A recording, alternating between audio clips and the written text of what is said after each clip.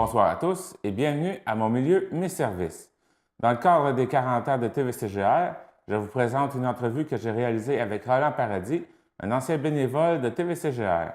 Bon visionnement. TVCGR, ça fait longtemps que vous avez été parmi l'équipe. Avec TVCGR, j'ai été là au tout début, quand on m'a approché pour faire la formation de du premier conseil d'administration de la TVCGR. Pour faire la formation du comité. Oui, pour la formation de TVCGR. OK. La mise sur pied de TVCGR comme telle, parce qu'avant, c'était une entreprise privée qui faisait de la diffusion d'activités plutôt culturelles que d'autres choses. Puis tout d'un coup, là, j'ai pas en tête comment je suis arrivé dans le décor. Mais je sais que je me suis retrouvé avec Yves Baudin, René Baudin, Omer Jalbert, M. Henri Bertolotte, et Gilles Bernachet, à apprendre le fonctionnement de la TVCGR. OK, donc ça, vous ne rappelez pas c'est qui vous a approché pour ça?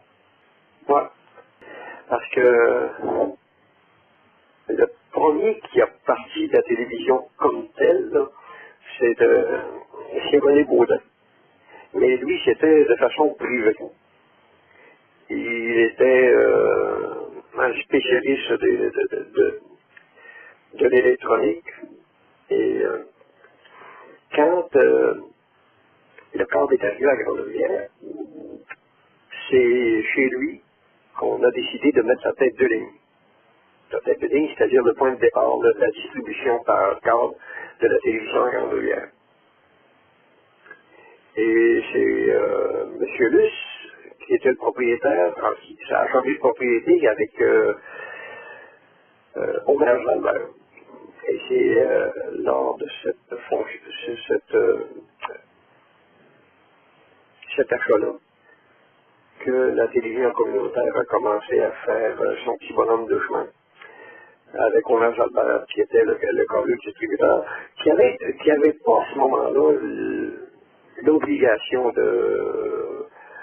d'investir dans une télévision communautaire, mais qui a décidé de le faire parce que peut-être un petit peu poussé par René Baudin, peut-être aussi par certaines autres personnes de Grande-Rivière.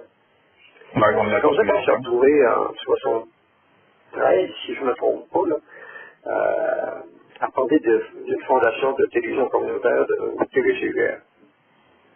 OK, donc ça remontait quand même à 5 ans, parce que je pense que la formation de TVCGR, c'est en 1978. Donc ça faisait déjà quelques années. Oui, mais quand je dis 73, c'est peut-être plus là, une date que j'ai prise, mais 78, 79, c'est beaucoup plus précis.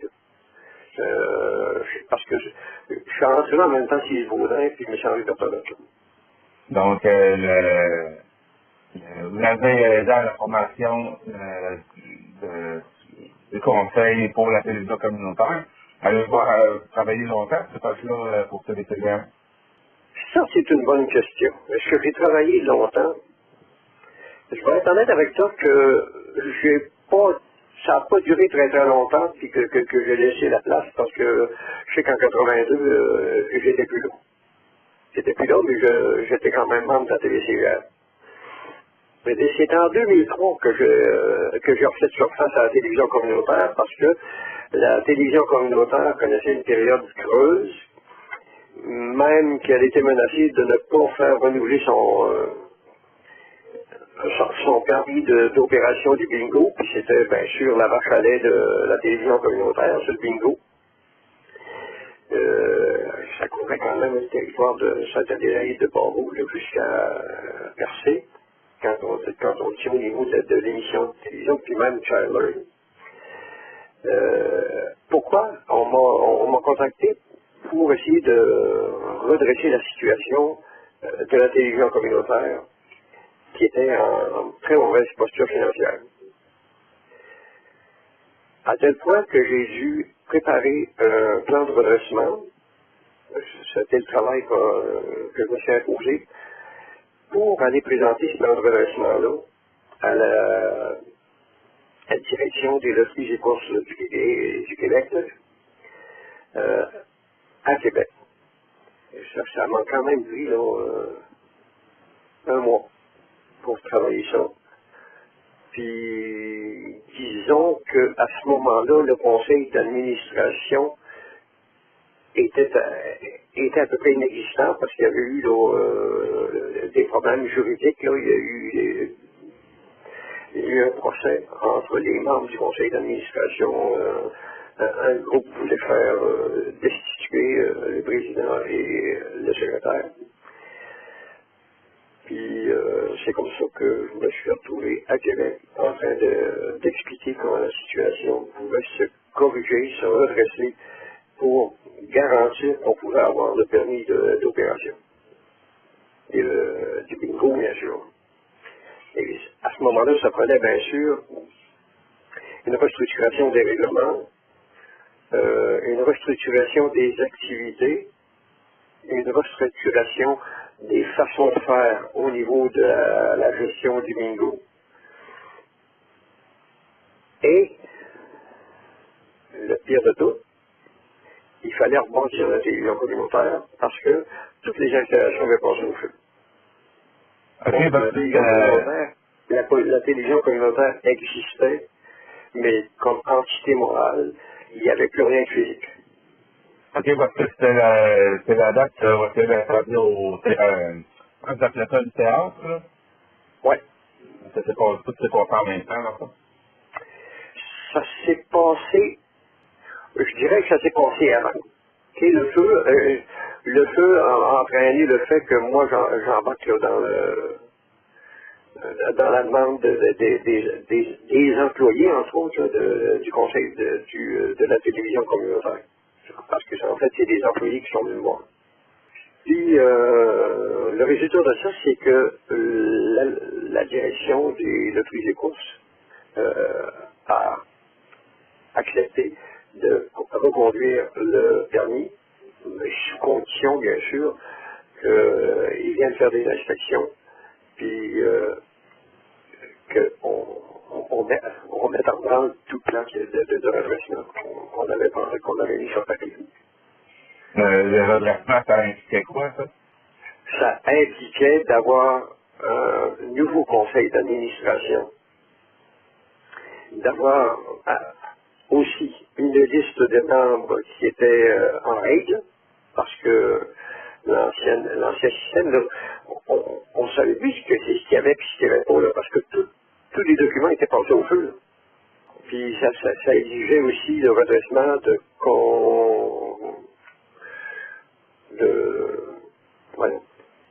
le mot échappe.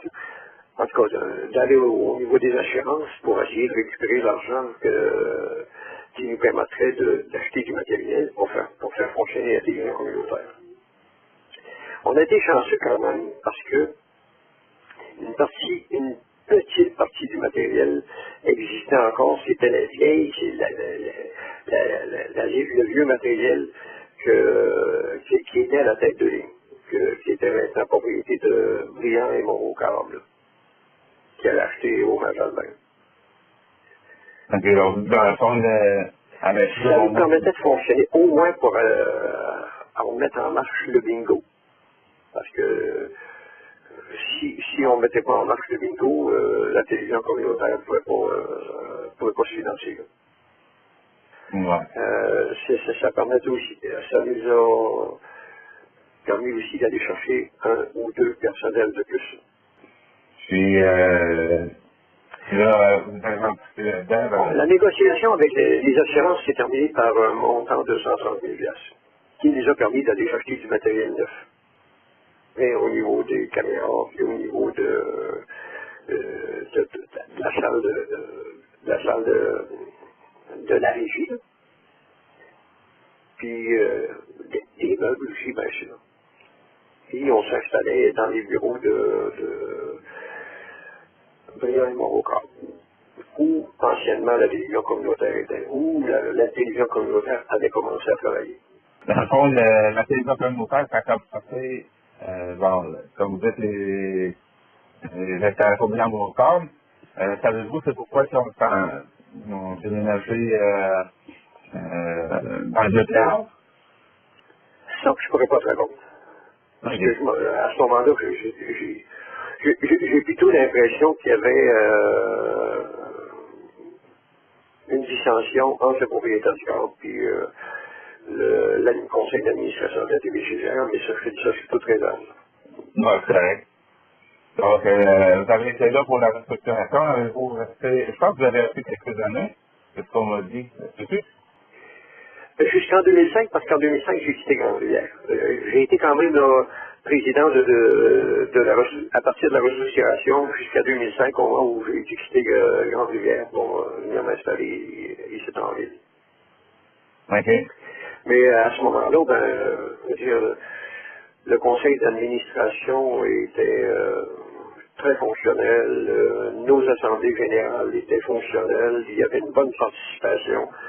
On avait une belle liste de membres en plus de ça. Puis, je pouvais quitter en paix parce que je savais que ça allait continuer. Disons qu'au niveau du conseil d'administration, j'ai été pendant ces 2 ans-là président et directeur général. J'étais pas président directeur général, disons, président puis directeur du personnel. OK. Parce que fallait bien sûr mettre en place. Puis, si tu l'avais pas réfléchi, ce document-là, si tu n'avais pas pris le temps de lire, c'était quand même là, au-dessus de 200 pages. Fallait que quelqu'un le rende accessible à tout le monde, puis le fasse connaître pour savoir de quelle façon on allait fonctionner. 200 pages, c'est un gros document, ça? Ben, c'est parce que ça comprenait les règlements aussi. Et à partir seulement des règlements, tu as plusieurs pages. Là.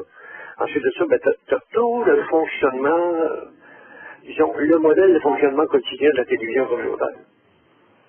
Le modèle de fonctionnement de la vente des cartes, puis de la récupération des cartes, puis etc. Là. C'est un document, oui. Et ce document-là va exister encore. Là. Vous parlez du document original, celui que vous avez fait en 2003? Oui. OK. Parce que je l'ai laissé à la télévision communautaire au niveau des archives. Une autre chose aussi, c'est qu'il a fallu aller se chercher une agence, disons, un service de comptabilité. Et ce service de comptabilité-là, on est allé chercher l'expertise d'une dame côté à Gaspé, qui s'occupait déjà de la télévision communautaire de ce côté-là. Comme elle avait déjà l'expérience, on a requis ses services, on a retenu ses services. C'est avec elle qu'on a fonctionné. Je ne sais pas si ça continue encore dans le même principe, parce que ça fait quand même un bout de temps que je sais pas. Ça c'est Mirko qui est capable de dire ça. OK. Par rapport à tout ça, l'histoire-là, ça fait pas mal le tour. Ouais, puis, je veux dire, moi, il y a une chose que je dois dire, la télévision communautaire, là, elle existe grâce à une seule personne. C'est René Baudin, qui était le spécialiste à ce moment-là de la câble distribution, qui était le technicien dans le fond de la câble distribution, qui a accepté qu'on utilise ses services pour faire de la télévision communautaire. Puis lui-même, ça l'intéressait aussi. Alors ça, cette personne-là, je la trouve importante au niveau de la télévision communautaire de Grande-Rivière. Puis la télévision communautaire de Grande-Rivière, elle fait plus que faire du bingo, là. Le fait de télédiffuser la messe du dimanche, le fait de télédiffuser les assemblées municipales, le fait au niveau culturel, même de produire des émissions au niveau culturel. Donc, je veux dire ça, là, c'est un lien qui est important au niveau de la communauté. Alors, la télévision communautaire rend vraiment son service puis réalise vraiment ses objectifs quand elle s'implique comme ça dans la communauté puis qu'elle fait vivre. Oui. En En plus, aujourd'hui, à cette heure, avec l'Internet, on est capable d'aller chercher vraiment plus large encore, comme On va dire, on dirait ça. c'est ça qui m'a permis d'écouter la messe de minuit chez nous, à Montréal, alors que ça se passait à Grande-Rivière. Parce que j'étais sur bien sûr, c'est en différé, là, mais En fait, pas tant que ça.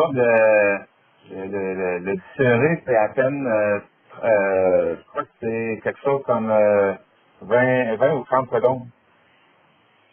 Parce que dans le fond, évidemment... moi, je ne l'ai pas écouté, en direct, je l'ai écouté par après. Ah, OK.